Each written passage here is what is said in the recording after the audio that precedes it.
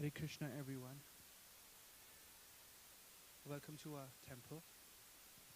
We have a weekly Bhagavad Gita session, so it's time for that.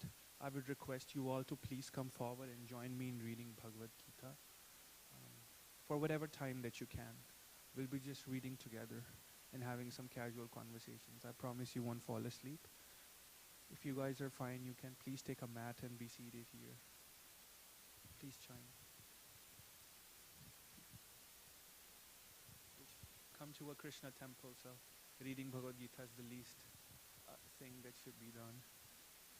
Thank you, please help. I'm sorry I have a slip disc, so I'll have to use a chair. And I can't bend and help you with math so much.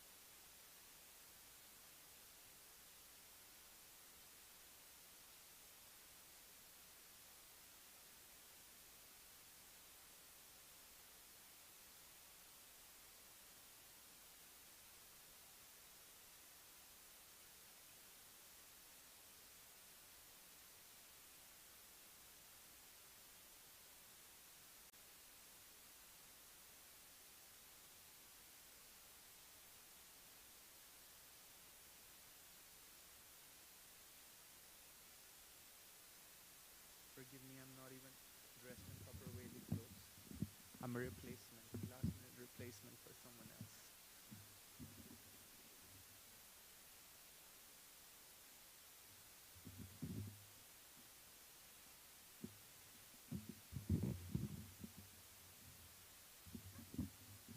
Please come a little closer. We'll introduce ourselves to each other. And I promise we won't hurt each other or hit each other. My name is Vishesh, and I was born and grew up in Delhi. Now I live in this temple as a resident here. So it's a fun life. Can you even hear me well? I don't know how is the speaker working. Can you hear me? You can't? Should I speak louder? Is that better? Or is there a lot of echo to this? Okay. If you mention, but maybe I'll just speak like this. So we'll read Bhagavad Gita together. How many of you have ever read anything from Bhagavad Gita before? Most of you. A few of you have never read a Bhagavad Gita. Can I ask you, do you have a copy at home? Please be honest. I'm not going to give you one, but still. For those of you who have not read a Bhagavad Gita, do you have a copy at home? You don't. That's fine. That is why we encourage to take one, because if it's just lying there, thank you. One ends up reading it today or tomorrow. Even I must admit that even though I live in the temple, my copy in the room is read like by me like 3 times a week. Not every day. But that's okay. That's better than 0. So maybe we'll start with sharing our name, and let me ask you an interesting question. If you had a superpower, what would it be? If you want to mention why, you can share. So if I had a superpower, I'd like to be able to fly. How many of you heard of that song? Something like, "Fly me to the moon." No? None of you have? It went viral on Reels too. Never mind. So it's just an experience to explore the world, right? So just because of that, can we know your name, please? And could you hear the question? Uh-huh. Completely silent. One would ask for this only if usually if the mind is a lot very chaotic, then one would aspire silent generally. If you would like to speak less, meditative, brilliant. Actually, if in current day and age people are aspiring for these attributes, that's just brilliant. Why am I getting a phone call? Hare Krishna Prabhu? No, the session is cancelled. Sorry, I'm taking the Tuesday Sanga in the temple hall. Hare Krishna.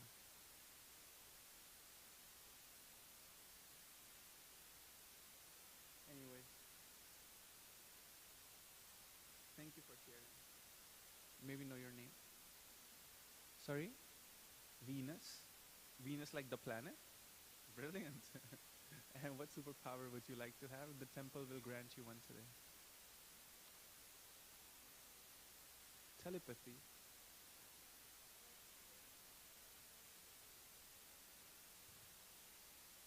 Brilliant.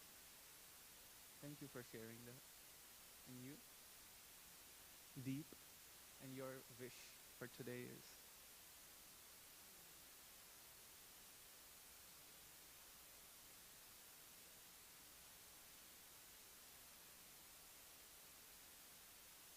time travel. You're asking for time travel.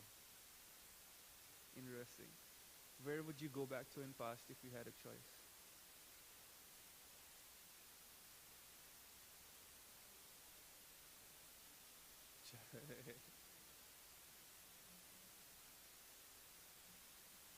Brilliant. Our acharyas of the tradition mention that Krishna's pastimes or leelas, it's not that they've only happened, they are happening, they will happen because it happens beyond the purview of time. You can move a little, you can see me. That's okay. That's fine. So if you want to experience it even in this day and age, to genuinely have a glimpse of Krishna, it is said that you need to have a very deep meditative japa or chanting. The chant that we chant here is Hare Krishna Mahamantra. So you chant it on the beats every day. And gradually it is said you progress to a point. Not that you should actively seek it, we should actively seek to serve Krishna. But then if he gets impressed through the japa, he may display certain pastimes to you. So you don't need time travel for it. Thank you, that's brilliant answer. You are Anjali. And your superpower would be too? Very strong. Physically or emotionally? Okay. Yes. Some exercise can help, but maybe Krishna will give you that superpower tonight. And you are? Yeah. Either one of you. Sindhu.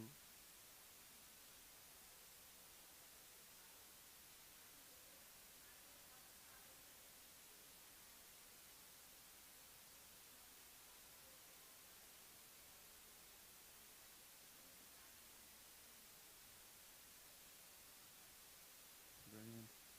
Appreciate your answer because I said the same thing. So you are Rahul.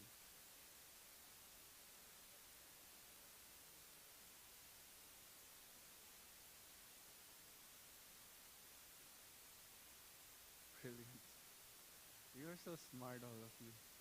You are Durga Jai. And your superpower would be?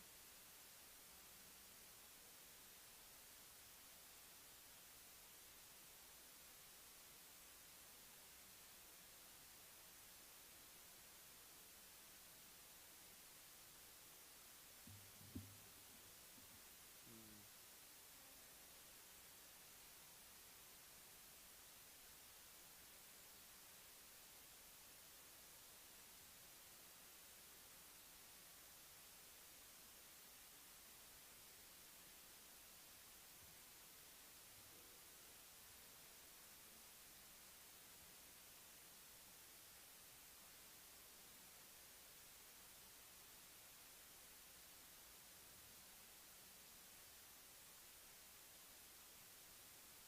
I want to tell you something. Before that, when I invite these two, Hare Krishna, please come and join us if you don't mind.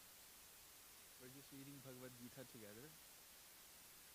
You know, Krishna guides in two ways. We were just reading about it this evening. One is that through the texts such as this, where his own words are mentioned. He guides step by step. Actually, if those of you have read Bhagavad Gita, you would know these are direct instructions. He's not being vague here. Maybe this, and it's very direct, Krishna. There's another way that he guides, and what you're wishing for is from within. So he's said to be the Chaitya Guru sitting in the midst of everyone's heart. Chaitya, the word Chaitya is related to conscious, Chaitanya. So he's in our hearts as Paramatma, willing to guide us every moment if we do surrender to him. So your superpower can't be granted because it's already been granted. All you need to do is just activate it using chanting and reading the scriptures. Really, 5 minutes a day activates the Chaitya Guru. And you are.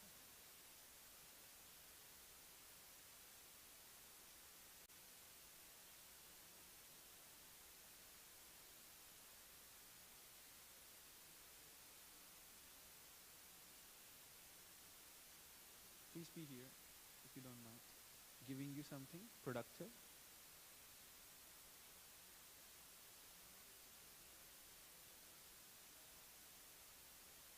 Brilliant. What do you do?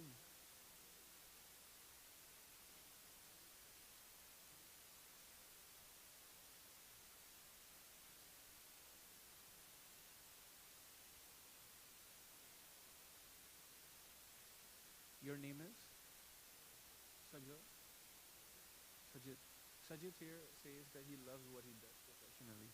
How many of you can say that? A minority. Even I can't, because I'm not working for money right now. But I love what I do here as volunteer. But I was a corporate trainer prior to this for new hires, and then a UX designer also. I can tell you that not everyone has the pleasure of enjoying what they're getting paid for. So Krishna in Bhagavad Gita teaches us how to act to get satisfied. Now, where do you work or study, if you don't mind me asking? Okay. You're an assistant manager for grocery, right? Now that is one kind of an action. He's doing different kind of. Someone's a pilot, they're flying a plane. These are different actions. So one might think doing a certain action can get me more satisfaction. To an extent, this is right. But even that satisfied state doesn't remain. Or if not, at one point, one would be either retired or fired. Then what? So Krishna in Bhagavad Gita guides how to act. Doesn't matter what you're doing. If you if you offer the fruits of the action to him, and that also he guides how to offer. And then he says you will be satisfied at the end of the day. So whatever you're doing, you'll find satisfaction through that. So it's very important. One might think that when I'll turn a grandpa, I'll read Bhagavad Gita. Let me enjoy my life right now. Well, this is the time where you're doing so much action in your life. You're acting right now. You're building your life right now. Would you not like to learn right now on how do you find satisfaction through your work? Or do you want to suffer through 60 years and then get to it, and then you want to realize if maybe I should have read it 60 years back. So this is for everyone, as I said. Your name is, gentleman, huh? Karan? The temple is granting superpowers tonight. So if you ever wanted a superpower, what would it be? Brilliant. And then you have it. That's something that we don't have to specially pray for. You have a choice.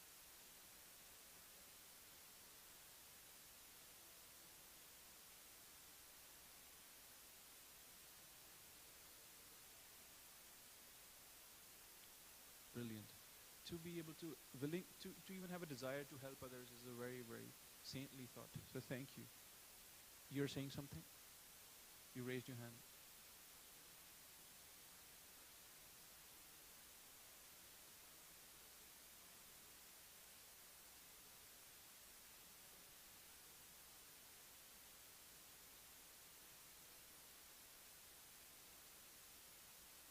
Okay.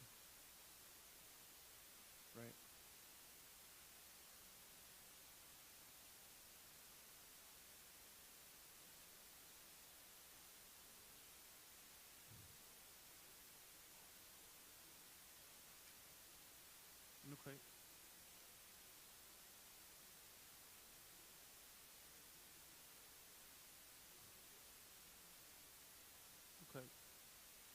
is fine. I get you. So you're saying in what you're doing, you can also change your subjectivity to try to help others either way. It's so are you. I understand. We'll come back to it. It's a brilliant thought.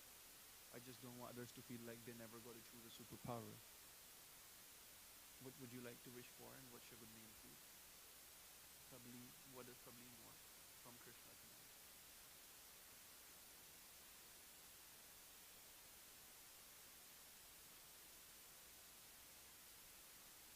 I want that too. See, I've heard a lot of people lately. So yeah. So where you want to say something more? Did I cut you off? Okay. That's a very pure thought to have.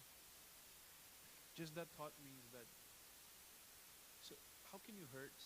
If you're unintentionally hurting someone, that's different. You can learn from it.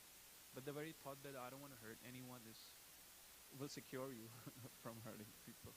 So you got it already. The superpower of being a kind person. Can we hear from you? Mm-hmm.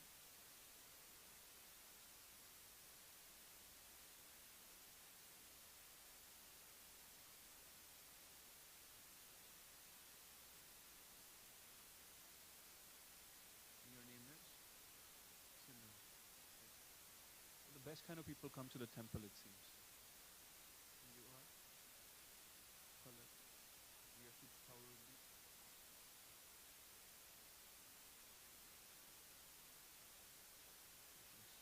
Patience to be able to endure a funny hairstyle man sitting on a chair with a belt around his waist, talking gibberish in the middle of a temple hall. Patience. Patience is virtue. It's very important. Thank you. That's very inspiring. Before we read something from the Bhagavad Gita together, we should do a little prayer. Maybe you can hear it if you don't know it. Om Ajnanathimirandaśya Jnananjana Chakshurunmilitam Yena Tasmai Shri Gurave Namaha Shri Chaitanya Manobhishtam Sthapitam Yena Bhutale Swayam Rupa Kadamayam Dadati Swapadantikam He Krishna Karuna Sindhu Dinabandhu Jagatpate Gopesha Gopika Kanta Radha Kanta Namostute Tapta Kanchana Gaurangi Radhe Vrindavaneshwari Vrishabhanusute Devi Pranamami Hari Priye Vancha Kalpatarubhasya Kripa Sindhu Pevacha Patitanam Pavanebhyo Vaishnavebhyo Namo Namaha Shri Krishna Chaitanya Prabhu Nityananda Shri Advaita Gadadhara Srivasadi Gaur Bhaktavrinda Hare Krishna Krishna Krishna Hare Hare Hare Rama Rama Rama Hare Hare. If you don't mind repeating after me the Mahamantra, you can please. Hare Krishna Krishna Krishna Hare Hare. Please say it. Hare Krishna Hare Rama Rama Rama Hare Hare. Hare Krishna Krishna Krishna Hare Hare. Hare Rama Rama Rama Hare Hare. Hare Krishna Krishna Krishna Hare Hare. Hare Rama Rama Rama Hare Hare.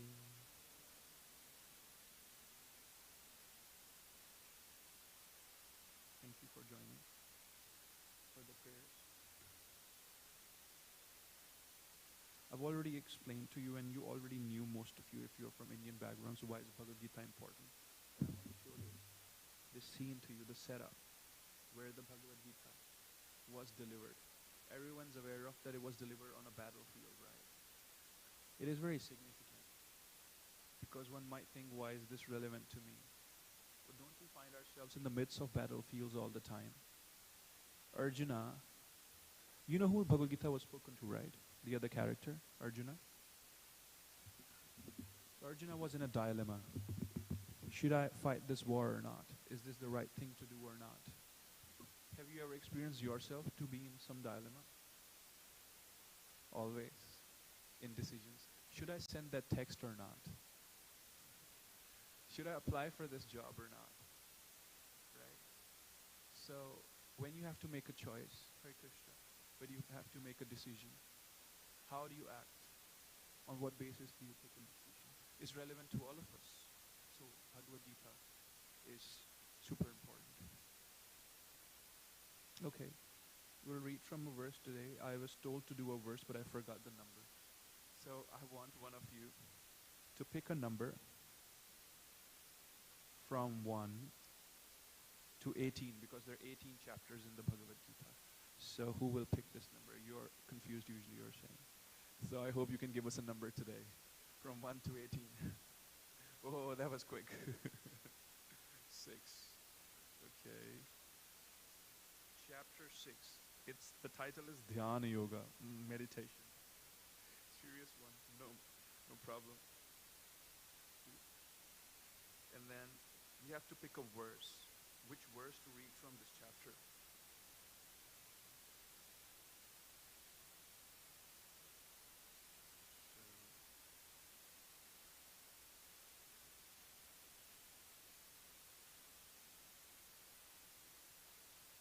I want someone else to pick a number from in between 1 to 47. Okay. That was quick. So we're reading from 6th chapter, 11. Actually, 11 and 12th verse are clubbed together. So we'll read 11 and 12. And I have to pronounce the Sanskrit. And I'm terrible at that, so please bear with me. Shuchau deshe pratishtapya sthiramasanam atmanaha nati uchritam nati nicham chailajina kushotaram tatraikhagram manakritva yata chittendriya kriya upavishyasane yujñat yogamatma vishuddhaye. I'll read the translation for this. Translation and purport. Purport means explanation. Is given by His Divine Grace A.C. Bhaktivedanta Swami Maharaj Prabhupada. I'll do a little prayer to invoke his blessings. Namam Vishnu Padaya Krishna Prishtaya Bhutale Srimate Bhaktivedanta Swami Nityanamine Namaste Saraswati Deve Gauravani Pracharne Nirvishesha Shunyavadi Paschyata Deshatarne. The translation is, to practice yoga, one should go to a secluded place and should lay kusha grass on the ground and then cover it with a deer skin and a soft cloth. The seat should neither be too high nor too low and should be situated in a sacred place. The yogi should then sit on it very firmly and practice yoga to purify the heart by controlling his mind, senses, and activities and fixing the mind on one point. Are we ready to do that? Sounds tough, no? Whatever was just mentioned. This is your department. It's something you're interested in now. Meditation. The chapter is called Dhyana Yoga, meditation. Okay. So, I'll read the purport by Srila Prabhupada, his explanation of this. But I want you to first, if you don't already have some perspective on, I want you to develop an understanding of why we revere Srila Prabhupada so much. How many of you have been to this temple before? Most of you. You know, I came to this temple about 2 years or 1.5 years back. And it's an overstatement to say that I fell in love with the deities Radha Krishna here, because what have I really done for them in return if I really love them? Nothing much. But they're beautiful for sure. But I used to attend the kirtans here. If you ever attended the Sunday kirtan, you would know they chant Mahamantra. You should come Sunday evening, 5:30. They chant the Mahamantra, but after that they also go Jaya Jaya Prabhupada, Prabhupada. And I was like, why? Why? Couldn't you chanting Hare Krishna? Why do you have to take his name so much? Why are these ISKCON people so crazy after Prabhupada, Prabhupada, Prabhupada? I didn't have a genuine question. If I honestly had a genuine, a genuine question, I would ask someone and someone would explain it to me. But I was just being judgmental, I feel. You don't have to answer, but I do encourage. Have you ever felt you have similar perspective while visiting an ISKCON temple, that why are they revering Srila Prabhupada so much? Why is this guy so important? Have you ever felt like that? You have. It's good to be honest. I'm being honest. It's completely fine. It would be understandable.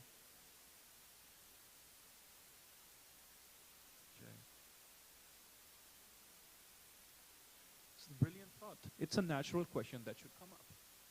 Okay, so I just want to tell you that Krishna, in the Bhagavad Gita also, but in what is called Srimad Bhagavatam. Heard of Srimad Bhagavatam? It's like Grantharaj, the king of all the scriptures. It's a long one. This is a rather short manual. Krishna is repeatedly saying that those who really, really love me, if you take their shelter, if you stay with them, if you hang out with them, if you worship them, if you respect them, then you won my heart. I'm not quoting from the scripture, but I'm saying that's the essence. You know, when we fall in love with someone, and more than them, we have to make sure that their friend gets treated well.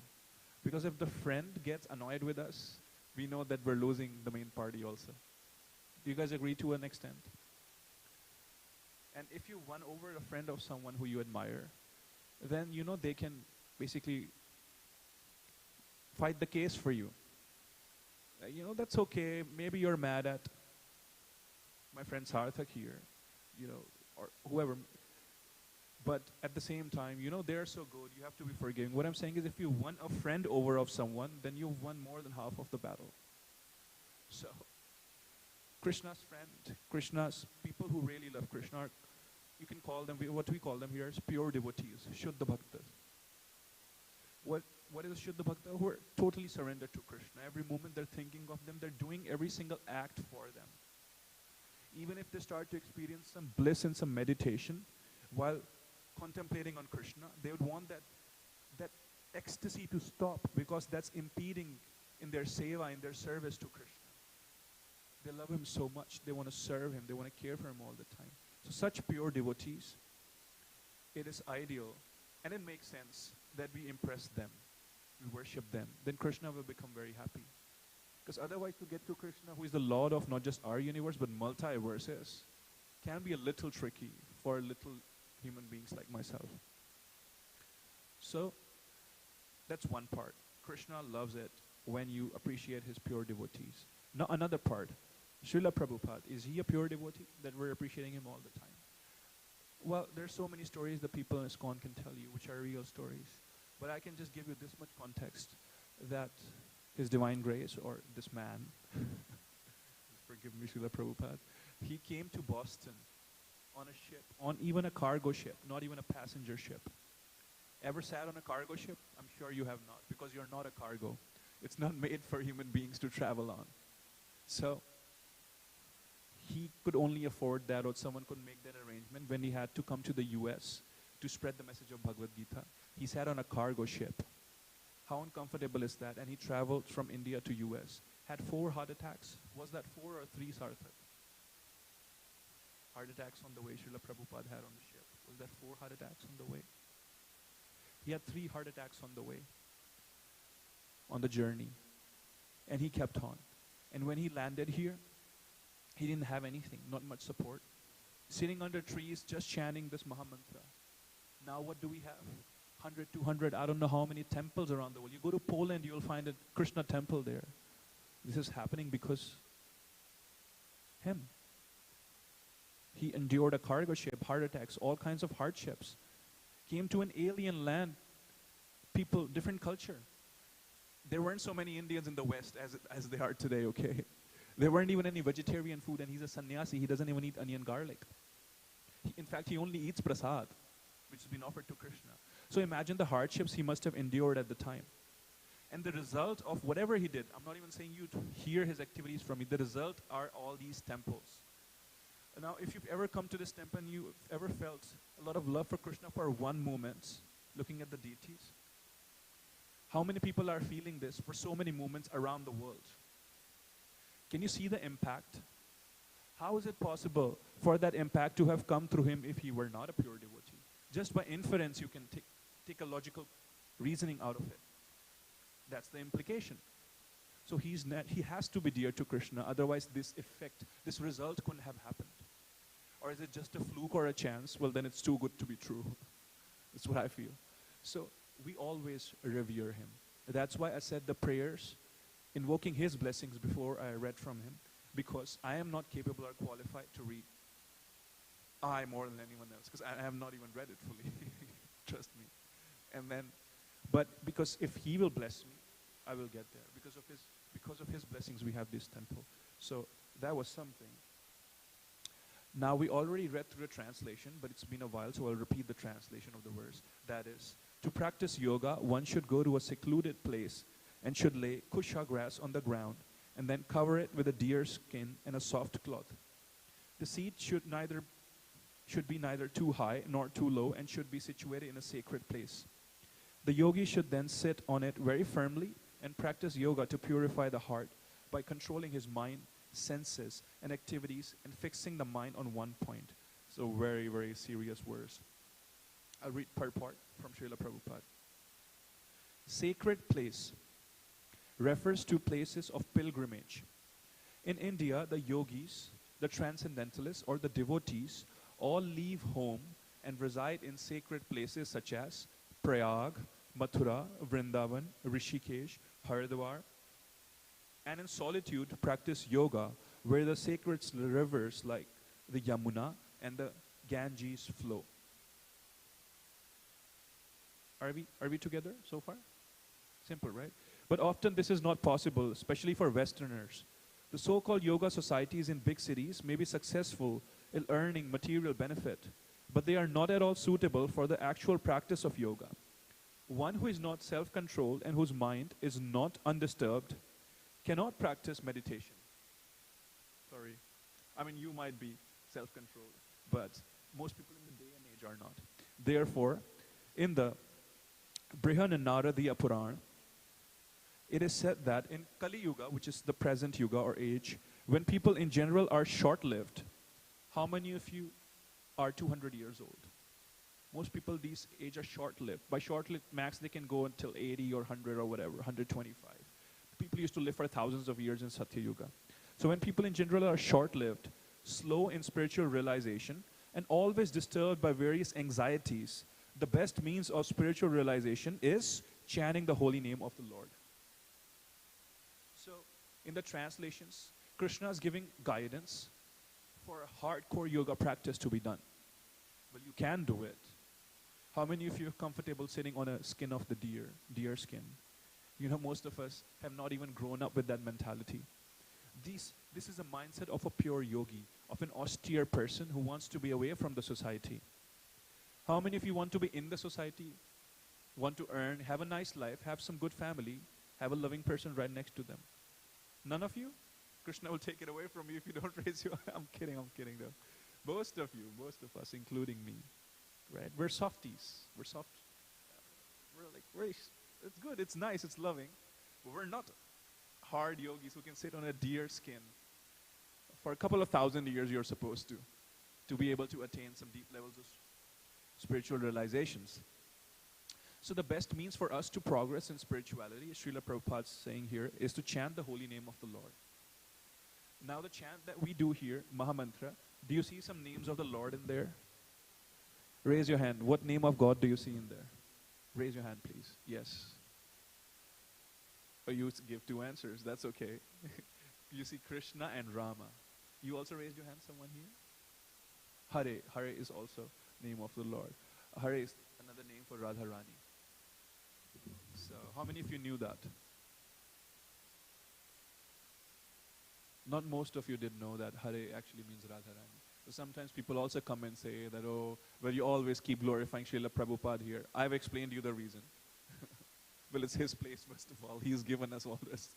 And secondly, sometimes people say, you only chant Krishna, where's Radharani? Well, she is there. We love her so much that we don't even want to directly say her name. So we say Hare, yes. Because Rama is also another name for Krishna. Krishna, right here in this book, says, As a warrior, I am Rama. Or among the weapon wielders or weapon holders, I am Rama. If you could ever imagine an image of Sri Ram, it's like bow and arrow. Yes. So it's multiple ways. You can. That's a brilliant question, by the way. Krishna and Radharani and their names, they're multifaceted.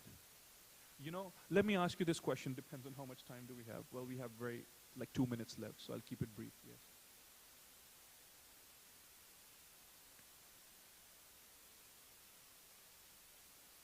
Hari, Hari, is another name for Krishna.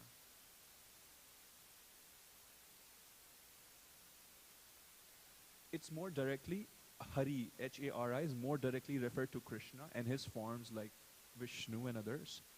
But in Chaitanya Charitamrita, Krishna himself is explaining that Radha and Krishna are not so, they are the same actually ultimately. But that's a very deeper truth. We don't even openly talk about it as such. But it's supposed to be practiced very deeply. We'll be done in a couple of minutes, don't worry. You can come inside, it's fine. But what I'm saying is, to answer your question, Krishna means all attractive. Rama means the one who provides and lives in joy all the time. So Krishna is Rama also. And Krishna in Bhagavad Gita says that, so Rama, Narsimha, Varaha, all these incarnations are actually expansions of Krishna. Krishna is avatari and they are avatars. They come from him. There is no difference in them in essence and tattva. But in Leela, there is a lot of difference. Sri Ram doesn't hold a flute. He doesn't have those qualities like Krishna does. So Krishna is said to have the highest qualities by our Shastras, and our Acharyas explained. So when you say Hare Rama, it's also Radha Krishna. But if you relate to Rama as Sri Ram, then you can relate to Hare as Sita also, because Mother Sita is an expansion of Sri Radha, just like Rama is an expansion or an avatar of Sri Krishna. You raised your hand. Brilliant. So that was the verse. So the only primary message that we get out of it is to chant Lord's name. It's very important to be able to do that. Please take a bead from our store here, Mala. Right now the DT doors are opening. If you get your beads, you can get them blessed by Gopinath. You can get them to the Pujari towards the end of the Arati. He'll touch the beads to Gopinath's feet and you'll have them blessed, and you can take them back with you and chant the Mahamantra on it. At least one bead a day. You can do more beads also. It's very, very beneficial. Please stay connected to Krishna this way. And before I leave you, and before you beat me up for boring you so much, I want to inform you that we have a seminar happening on coming Saturday. It's free, open for everyone and anyone to attend. This seminar is given by our leader couple who've come all the way from Vancouver. The theme is how do you have high self-esteem and healthy self-esteem and emotional quotient to improve your relationships. In all kind of relationships that we have with our parents, friends, lovers, whatever, sometimes we just get hurt by little things, or, it happens often. And sometimes we're trying to express something, but it feels like they're just not getting me. Why don't they get me? We're just not syncing well enough on that